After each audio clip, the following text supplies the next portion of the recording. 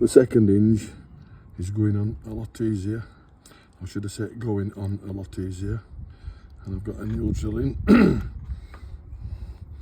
looking for a new drill. I can afford that, I think, even though I'm a thrifty Yorkshireman, but don't tell anybody. And it's cutting quite easily through this tough steel.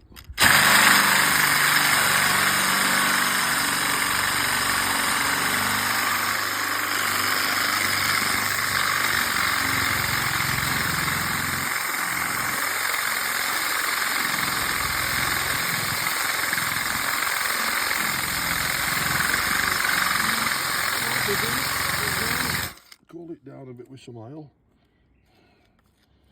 That always helps. In fact, I left it cutting too long just then.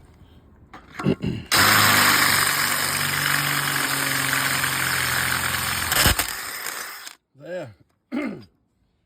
Third one done. One to go.